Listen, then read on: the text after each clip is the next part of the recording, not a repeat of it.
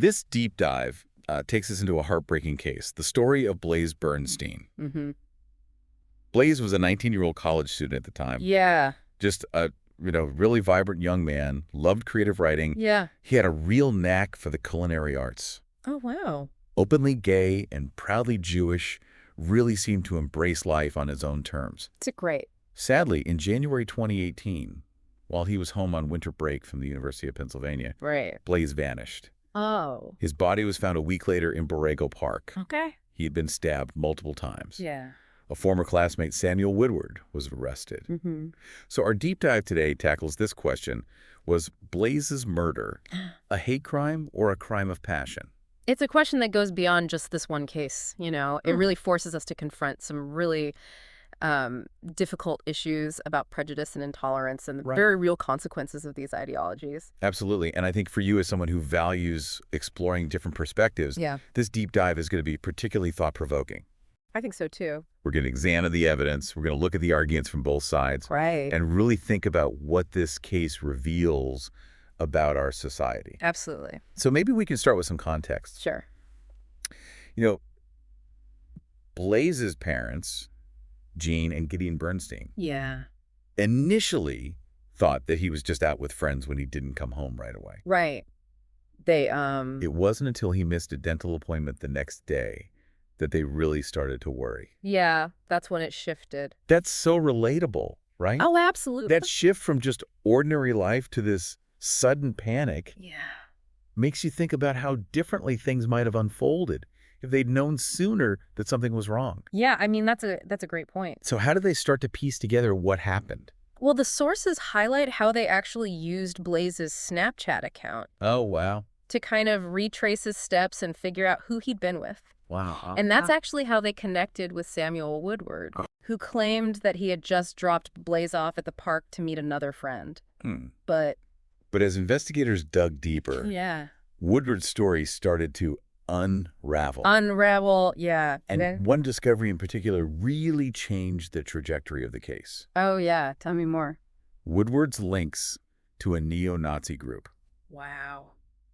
Now, for those who might be unfamiliar, neo-Nazism is a hateful ideology rooted in white supremacy and anti-Semitism. Right. A long and violent history. Yeah. So this revelation immediately raises the question, did Woodward's extremist beliefs play a role in Blaze's murder? Right. Was this a targeted hate crime? Yeah. Or was it something else entirely? To try and answer that question, we need to understand the evidence. Right. The sources avoid graphic details, thankfully. Yeah. But they do mention bloodstains found in Woodward's car. Okay. And on some of his belongings. They also reference these incriminating text messages, although they don't reveal the specifics. Interesting. Yeah. Kind of leaving us hanging a little bit. Yeah, just to pique our interest. Right. So this is where it gets really interesting. Okay. The prosecution built their case around the argument that Blaze's murder was premeditated. Okay. And that it was a hate crime fueled by Woodward's neo-Nazi ideology. They pointed to his documented online activity, his expressions of hatred towards gay and Jewish people. Wow. And his involvement with this extremist group as proof of his motive. Powerful. So, and this is where the legal nuances become crucial to secure a hate crime conviction. The prosecution had to demonstrate not only that Woodward was responsible for Blaze's death, but that his actions were specifically motivated by prejudice against Blaze's sexual orientation and religion. Yeah. A really important distinction because a hate crime conviction carries much harsher penalties, potentially life in prison without the possibility of parole. Wow. And that's what the prosecution was aiming for. Right. The maximum sentence possible. They wanted to send a message that hate-motivated violence will not be tolerated. Yeah. But the defense presented a very different interpretation of events. Oh, really? Rather than denying Woodward's involvement. Okay. They argued that his actions were not driven by hate, but were instead an impulsive act of passion. Interesting. Possibly stemming from his own internal struggles with his sexuality. Wow, that's a fascinating strategy. Yeah. It acknowledges the act, but tries to reframe the motive in a way that might lead to a less severe sentence. Right. Kind of making us think differently about it. Exactly. Yeah. The defense was essentially asking the jury to consider a scenario where a personal conflict, perhaps one rooted in complex emotions and internal turmoil, escalated tragically. Wow. They wanted the jury to see this not as a cold-blooded, calculated hate crime, right, but as a crime of passion. And that distinction could mean the difference between life in prison without parole and the possibility of parole down the line. That's huge. It's a tough concept to grapple with. Absolutely. Can a crime be both impulsive and fueled by underlying prejudice? Yeah. And how do we disentangle those motivations when the consequences are so devastating? That's a great question. It goes to the heart of understanding human behavior. Yeah. Especially in cases like this where violence and intolerance intersect. Yeah, and it kind of makes you wonder, if the defense's strategy might have played into these harmful stereotypes about gay and bisexual men being inherently unstable or prone to violence. Yeah, it's a really that's a really good point to bring up. It definitely adds another layer of complexity to an already complicated case. Yeah, for sure. But I think before we get too deep into the legal arguments, it's important to pause and acknowledge the human element here. Right. Blaze's family, his parents, they experienced a loss that's almost unimaginable. Absolutely. The sources do a remarkable job of conveying their pain and their incredible strength in the face of such tragedy. Yeah, they quote Blaze's parents describing him as a unicorn. Wow. Someone who could turn the mundane into something extraordinary. That speaks volumes. It does, right? Yeah. Paints a picture of this bright, unique individual who brought so much joy to those around him. Really sad. Does make his loss all the more heartbreaking. Absolutely. Their words provide such a powerful glimpse into who Blaze was as a person. Yeah. And you can really sense the depth of their grief when you read through these sources. For sure. But what's equally remarkable is how they've channeled that grief into action. Right. Instead of succumbing to despair, they've become vocal advocates for change. That's right. They're speaking out against hate and fighting to make the world a safer place for LGBTQ+ individuals and other minorities. So inspiring. It really is turning their personal tragedy into this call for greater understanding and tolerance. Yeah. And it makes you think about what we can all do to contribute to creating a more just and inclusive society. Exactly. And as we delve further into this case, we're going to see how Blaze's story has become a catalyst for broader conversations. Yeah. About prejudice, hate crimes, and the importance of fighting for equality. I'm ready. Me too. Let's go back to that night. Blaze disappeared. Okay. He left his parents' house late on January 2nd, 2018. Right. And like we said, his parents thought he was just out with friends. I mean, that detail really just struck me. It really highlights how this case just shattered any sense of normalcy. One minute you think your child's out having fun, and the next you're facing this nightmare. Yeah, it's just a reminder of how quickly life can change. Yeah. And it also emphasizes the role that technology played in this investigation. Okay. Blaze's family was able to use his Snapchat account to piece together his last interactions, which ultimately led them to Samuel Woodward. Social media can be such a double-edged sword. It really is. In this case, it provided crucial evidence. All right. But it also makes you think about the digital trails we all leave behind. Yeah. And how that information can be used. That's a good point. It speaks to the broader implications of technology and privacy in our lives. It does. Something that you're fascinated by. Oh, absolutely. Right. But getting back to the case, Woodward initially claimed he just dropped Blaze off at the park. Right, to meet another friend. Right, to meet another friend. Okay. However, the evidence that was found in Woodward's car and belongings started to contradict his story. Yeah.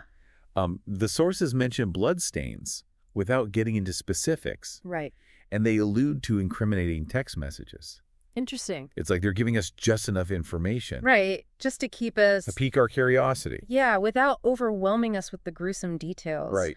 It's a delicate balance, It is. in providing enough information to understand how serious it is, but also being mindful of how sensitive this case is. Right, and then we have this major revelation, Woodward's ties to this neo-Nazi group. Yeah, that really changes everything. It changes the whole landscape of the investigation. It's no longer just a missing person case.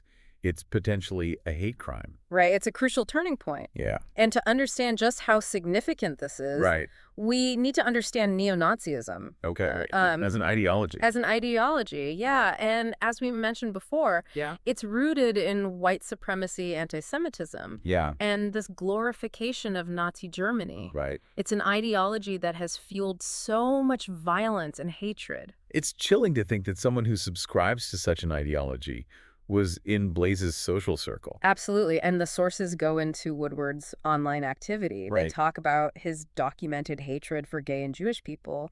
His involvement with this extremist group. Yeah. It paints a disturbing picture. Yeah, it really is a reminder that hate isn't just something we read about in history books. Yeah, it's a very real threat today. Right. And this is where the prosecution's case really hinges on this distinction between a hate crime and a crime of passion. Okay. They needed to prove beyond a reasonable doubt that Woodward's actions were motivated by prejudice against Blaze's sexual orientation and his religion. Right. Were there specific legal criteria that they had to meet? Oh, absolutely. This is where it gets really interesting. Okay. You know, like, was there evidence of premeditation? Right. Did he target Blaze because of his identity? Right. Were there any past incident expressions of hatred that could support their argument? Right. These are all questions the prosecution had to answer. Yeah, they had a lot to prove. They did. The stakes were incredibly high. Yeah. A hate crime conviction could result in life in prison without parole. Right. Much more severe than anything else. Right. So the prosecution had a lot to prove. Right. But the defense had a counter-argument.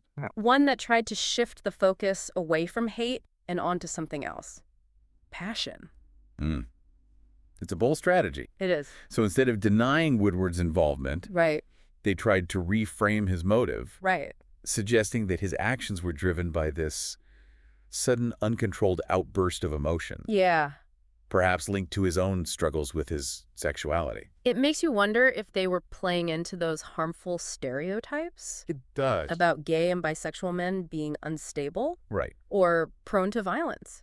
It's a valid concern. It is. It raises questions about how these arguments might perpetuate harmful biases, even if unintentional. Absolutely. It's a complex issue. It really is. And it highlights the importance of critically evaluating the narratives presented. Yeah. Especially when they involve sensitive topics like sexuality and identity. Right. We have to be careful. Yeah, we do. We need to be aware of the potential for bias. Right. And approach these discussions with nuance and sensitivity. But before we get too caught up in this legal back and forth, I think it's essential to remember the human cost of this tragedy. Absolutely. Blaze's family lost a son. Yeah. A brother, a friend. It's unimaginable. Their pain is unimaginable. And the sources convey the depth of their grief. Yeah. And their extraordinary strength. Remember that description of Blaze as a unicorn? Yeah. Such a vivid image. Yeah. Captures his unique spirit and the joy that he brought to others. Makes his loss even more heartbreaking. It does. It's a reminder that hate can have devastating consequences. Yeah. You know, shattering lives, leaving behind just a trail of pain. And the Bernsteins didn't let their grief consume them. No, he didn't. They transformed their pain into purpose. Exactly. And became advocates for change. Yeah. They've dedicated themselves to fighting against hate, promoting tolerance, ensuring that Blaze's legacy lives on. It's so inspiring. Their activism is truly inspiring. Yeah. It's a testament to their resilience Right. and their unwavering belief in a better future. Absolutely. They're challenging us to confront hate in all its forms. Yeah. And to work towards a world where everyone feels safe and accepted. And that brings us to this question of broader societal implications. Yeah. This case isn't just about one tragic incident. No, it's not. It speaks to these larger issues. Yeah. Of prejudice, intolerance, the need for greater understanding. Absolutely. What can we learn from this case, and what steps can we take to combat hate in our own communities? Those are questions that we're going to keep digging into as we continue this deep dive. Okay. This case forces us to confront some uncomfortable truths about our society. Yeah. And it challenges us to think critically about how we can create a more just and equitable world. So we've covered a lot in this deep dive. We have. The evidence, the arguments, the impact on Blaze's family. Yeah. But I think it's time to kind of step back and look at the bigger picture here. Okay. What does Blaze Bernstein's story tell us about where we are as a society? It forces us to confront some really uncomfortable truths about hate and intolerance. Yeah.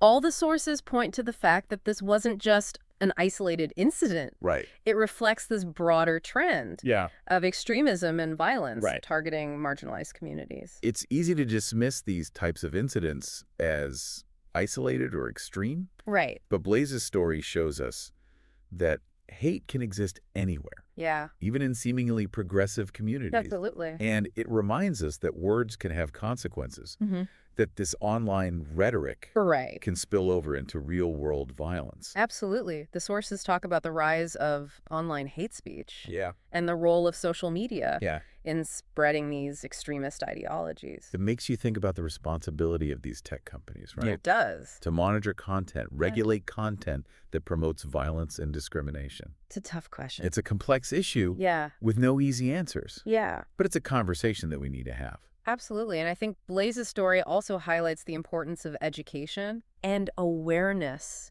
Yes. We need to be having these open and honest conversations Yeah. about prejudice discrimination, the history of these hate groups. It's about understanding the root causes of hate, recognizing the signs of extremism, Right. and really equipping ourselves with the tools to challenge these ideologies when we encounter them. The sources emphasize the need for empathy and understanding. Right. It's about listening to the experiences of these communities, challenging our own biases, and working to create a more inclusive and equitable society.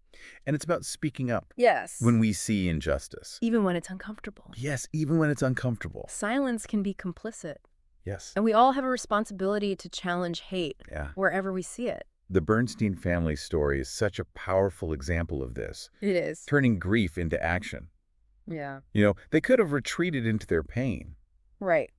But instead, they chose to fight for a better future. A world where no one has to endure what they've gone through. Their activism is so inspiring. It is. They've become a voice for the voiceless. Yeah. Advocating for LGBTQ+ rights. Right. Combating anti-Semitism. Yeah. Working to make the world a safer place for everyone. It really makes you think what we can do in our own lives. Yeah. To contribute to that vision. Absolutely. Of a more just and compassionate world. Yeah. So we've explored the evidence, the legal arguments, the impact, the broader societal implications. But I think we keep coming back to this central question. Right. Was Blaze Bernstein's murder a hate crime or a crime of passion? It's a question that the jury had to answer. Right. And while their verdict is important, I think the real takeaway is much bigger than a single legal outcome. Okay. It's about recognizing the nature of hate, Yeah. the consequences of intolerance, and the need for us to build a world Yeah. where everyone can live authentically and without fear. It's a call to action. It For all of us Yeah. to challenge our biases, speak up against injustice, work towards a future where tragedies like this aren't possible. Blaze's story is a reminder of what's at stake. Yeah. But it also offers a glimmer of hope. Okay. It shows us that even in the face of unimaginable loss, there's potential for positive change. Yeah. For turning pain into purpose and working towards a brighter tomorrow. Thank you for joining us for this deep dive. It's been a pleasure. Difficult, but important. Yeah. We hope it sparks some reflection, some conversations, and even some action. Remember, even the smallest acts of kindness, empathy, understanding can make a difference. That's right. Let's create a world where everyone feels safe, valued, and respected. Absolutely. Thanks again for joining us. Thank you. Thank you.